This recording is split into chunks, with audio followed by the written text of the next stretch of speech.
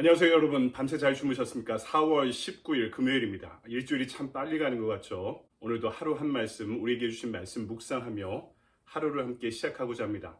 오늘부터 6일 동안은 우리 에베소서의 말씀을 함께 보려고 하는데요. 오늘은 에베소서 1장 16절부터 19절까지의 말씀을 함께 보겠습니다.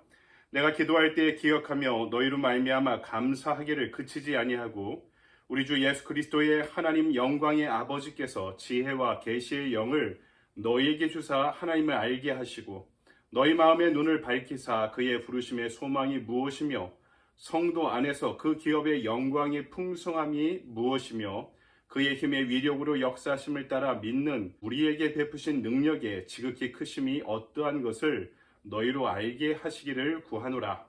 아멘. 주님의 말씀입니다. 주님께 감사드립니다. 오늘 아침에 우리에게 주신 말씀 가지고 무엇을 위해 기도해야 할까라는 제목으로 말씀을 증거하도록 하겠습니다. 에베소서를 오늘부터 보려고 하는데요. 에베소 교회는요, 바울의 제1차, 2차, 3차 선교여행 중에 가장 긴 시간의 장기 목회를 했던 그런 지역이었습니다. 바울이 가장 심혈을 기울여 선교했던 지역이 에베소 지역이었던 거죠. 이곳 선교의 특징은 크게 두 가지인데요. 하나는 능력 전도에 있었고요. 또 하나는 두란노 서원에서의 말씀 교육에 있었습니다. 능력 전도가 필요했던 측면이 분명히 있었습니다. 이 에베소 지역은 고대 근동 지역의 마법, 마술, 미신의 중심지였습니다. 사단의 역사가 강력하게 일어나는 지역이었죠. 그러니까 능력 전도라는 것은 죽은 자를 살린다든가, 장애인을 고친다든가, 중병 들린 사람을 고친다든가 이런 기적적인 능력을 행하면서 전도하는 일들이 벌어졌던 건데요. 바울의 선교 여행 중에 그 이전에는 능력 전도가 일어나지 않고요. 에베소 교회로부터 능력 전도가 분명하게 이루어지게 되는 것을 보게 됩니다. 그러니까 이것은 바울로부터 생긴 능력이 아니라 하나님의 능력이 분명했던 거죠. 두 번째는 이 에베소 지역에 두란노란 서원이 있었죠. 이 한국에 두란노 서원이라는 출판사가 있지 않습니까? 두란노란 사람의 개인의 이름인 것 같습니다. 그분의 서원이었는데 여기서 긴 시간 말씀을 연구하고 가르치는 일들이 벌어지게 되었던 거죠. 기적도 중요하지만 기적보다 앞서는 것이 말씀이기 때문입니다.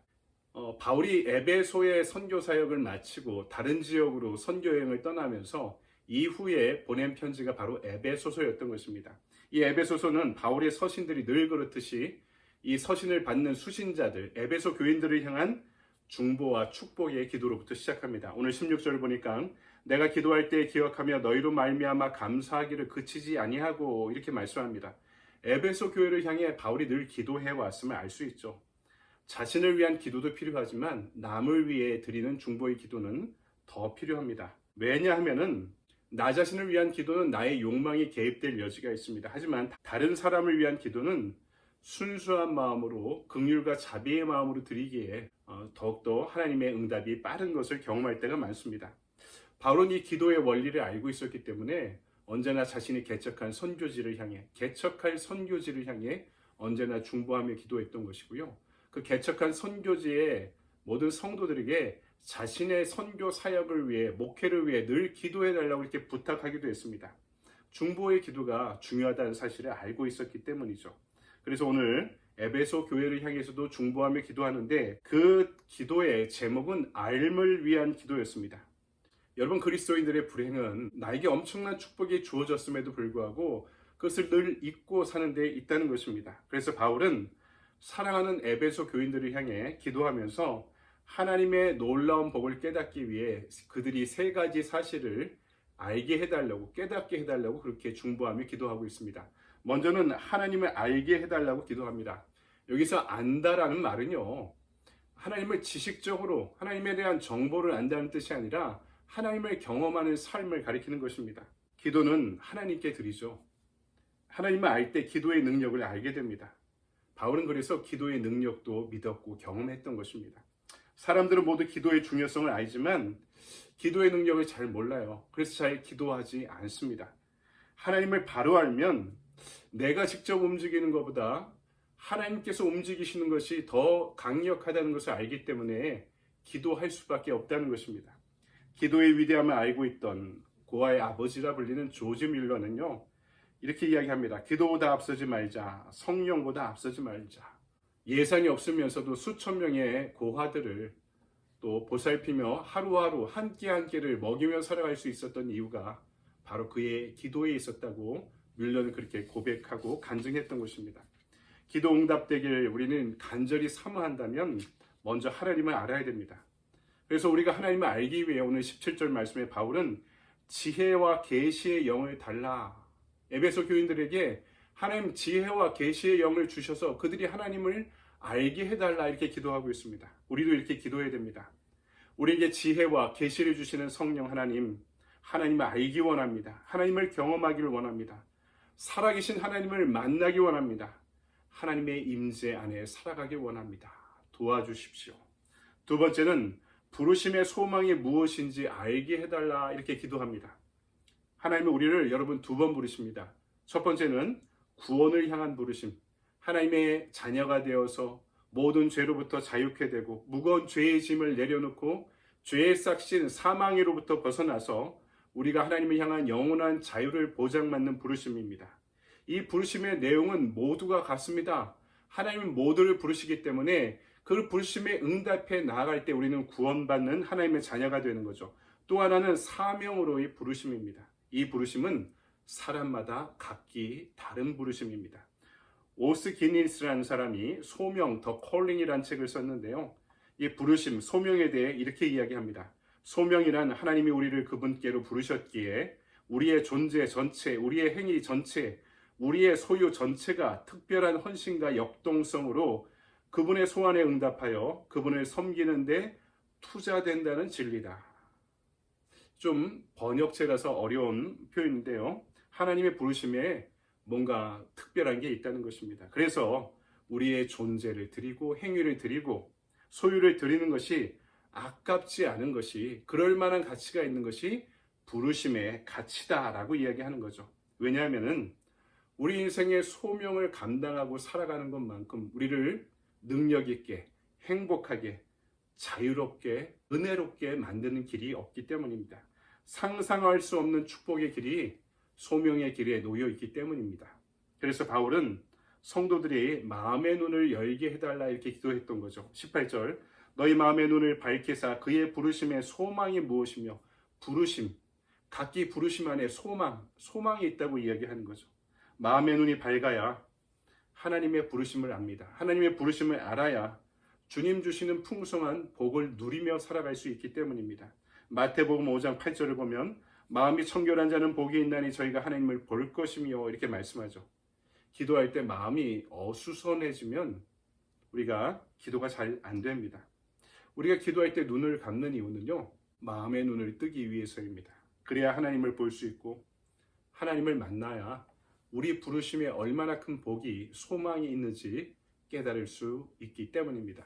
마지막 세 번째, 믿는 자에게 베푸신 하나님의 능력을 알게 해달라 이렇게 기도하고 있습니다. 19절, 그의 힘의 위력으로 역사하심을 따라 믿는 우리에게 베푸신 능력의 지극히 크심이 어떠한 것을 너희로 알게 하시기를 구하노라. 아멘.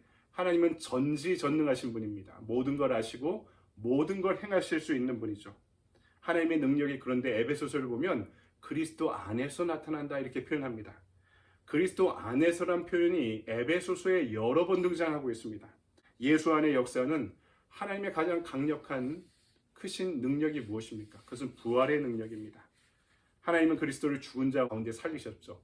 십자가라는 가장 비참한 자리에서 살리셔서 하나님의 보좌 우편에 앉게 하셨습니다. 하나님은 죽은 자를 살리시는 능력의 하나님이십니다.